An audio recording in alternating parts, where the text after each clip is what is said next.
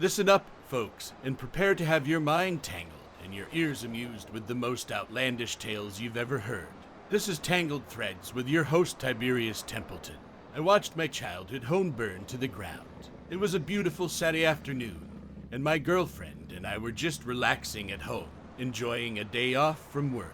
The sun was shining, birds were chirping, and the breeze was just right. We had no plans for the day, just some chill time together. That's when my phone rang, and my mom's name flashed on the screen. I picked up, expecting a casual conversation. But instead, I was greeted by the sound of my mother's panicked voice. "The house is burning down," she cried. My heart dropped to my stomach as I tried to make sense of what was happening. My childhood home, the one I grew up in, was on fire. Oh my, this is very unfortunate. My condolences. Without thinking, I told my girlfriend we needed to go, and we rushed out of the house and hopped in the car. The drive to my hometown felt like an eternity, as I was consumed with thoughts of what I might find when we got there. When we arrived, the fire department had already blocked off the street, and my family was gathered on the sidewalk, watching in shock as flames consumed the roof of our home. The fire was raging out of control, and it seemed like there was nothing anyone could do to stop it. I was completely overwhelmed with emotions as I stood there, watching the house I grew up in burn to the ground. Every memory flooded back, from the treehouse I built with my dad to the countless family dinners we shared in the dining room.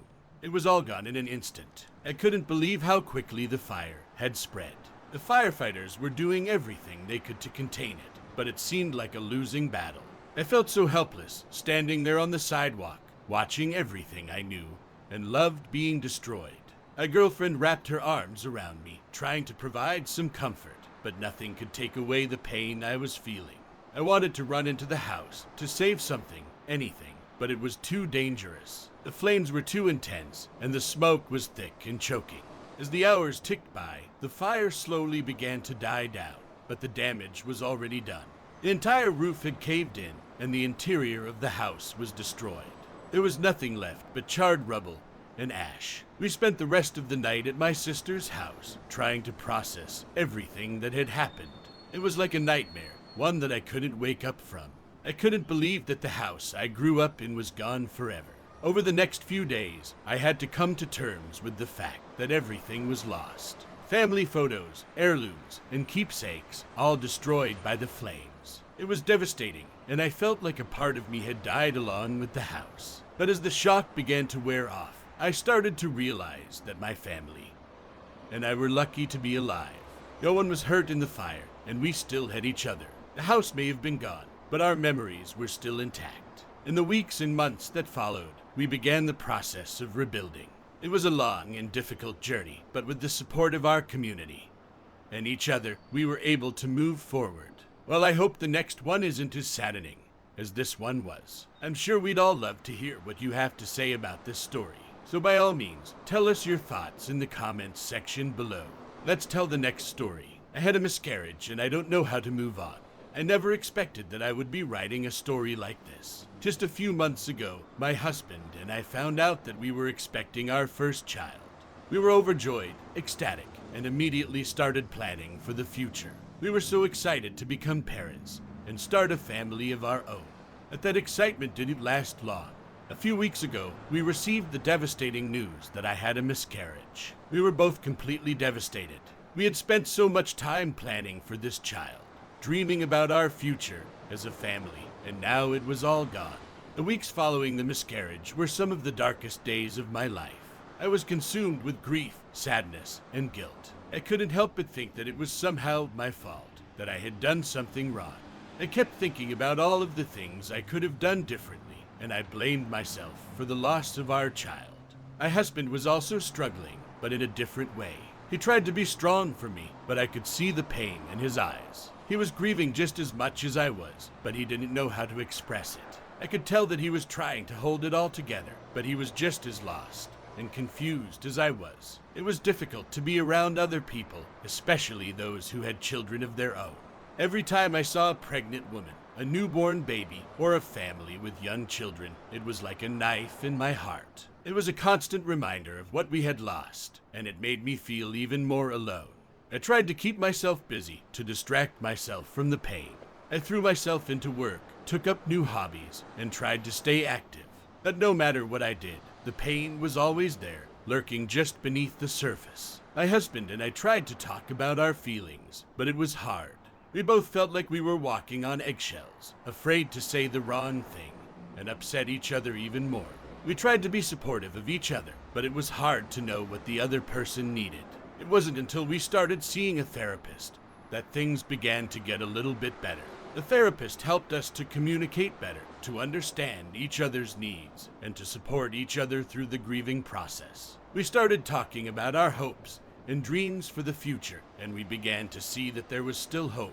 We knew that we wanted to try again, to have a child of our own, and that gave us something to look forward to. But even with that hope, it's still hard. I still have days where the pain is too much to bear, where all I can do is cry and wonder why this happened to us. But then I look at my husband, and I know that we're in this together. We'll get through this, one day at a time. I'm learning that there's no right way to grieve. It's a process, and it takes time. Some days are better than others, and that's okay. It's okay to feel sad, angry, and confused. It's okay to feel like you're lost in a sea of emotions. It's okay to not know how to move on.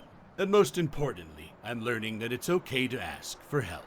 Whether it's talking to a therapist, reaching out to friends and family, or joining a support group, there are people out there who want to help. I am very sorry for your loss. I can't even begin to fathom the pain you are going through. If I learn nothing else today, may it be how you feel about this story. I beg you to tell me in the comments section below.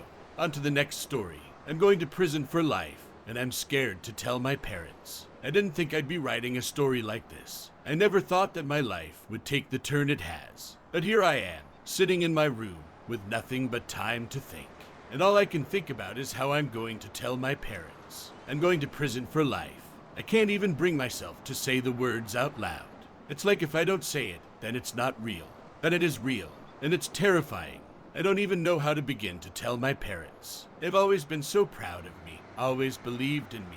They sacrificed so much to give me a good life, to send me to college, to support me in all my endeavors. And now, I'm going to be a disappointment to them, a failure. With a story like this, I don't know what to think. Let's keep reading. I can't even bring myself to think about what they'll say when I tell them. Will they be angry? Will they be disappointed? Will they cry? I don't know if I can handle seeing their faces when I tell them. I know that I need to tell them. I can't keep this a secret forever, but I don't know how to do it. I don't know how to find the words to tell them that I'm never going to be able to come home. And the worst part is, I can't even tell them why I'm here. I can't explain to them the circumstances that led me to this place. I can't tell them about the mistakes I made, the bad choices I made, the people I hurt. I know that they'll ask me why. They'll want to know why I did what I did, and I won't be able to give them an answer.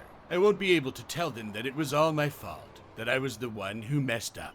I won't be able to tell them that I'm sorry. I'm scared. I'm scared of how they'll react. I'm scared of the disappointment in their eyes. I'm scared of the pain that I'll cause them. And most of all, I'm scared of what my life will be like without them. I'm going to be in prison for the rest of my life, and I won't be able to see them, talk to them, or hug them. I won't be able to share any more memories with them. I won't be able to tell them that I love them. I know that I need to tell them. I can't keep this a secret forever, but I don't know how to do it. I don't know how to find the words to tell them that I'm never going to be able to come home. I wish I could go back in time and make different choices. I wish I could change the past, erase the mistakes I made, and start over, but I can't. I'm stuck here in this cell with nothing but my regrets and my fears. All I can do now is hope that they'll understand, that they'll forgive me, that they'll still love me, even though I'm going to prison for life. I know it's a lot to ask for, but it's all I have left. I think I need a stiff drink after that one. Anyone else? I don't think my life would be complete without getting your input on the matter. So please, leave it in the comments section below. Let's tell the next story. My mom is kicking me out of the house. I never thought this day would come, the day when my own mother would kick me out of the house. It's not like I've done anything terrible, but apparently my mother thinks otherwise. I'm a 19-year-old girl, and I've just finished my first year of college. I've always been a good student, never got into trouble, and always did what my parents told me to do. So when my mother told me that I needed to find a new place to live, I was shocked. The reason why she wants me out is because I decided to major in art instead of business like she wanted me to. She said that art is a useless degree, and that I'll never be able to find a job with it. I tried to explain to her that I was passionate about art, and that it's what I want to do with my life, but she wouldn't hear it. I'm sorry your mother is putting you through this. Let's keep reading. Now, I'm left with no place to go.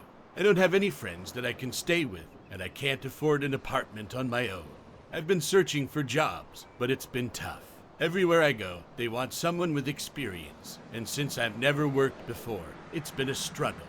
I've been staying at a homeless shelter for the past few nights. It's not the best place to be, but it's better than being on the streets. I feel like I'm at my lowest point in life, and I don't know what to do.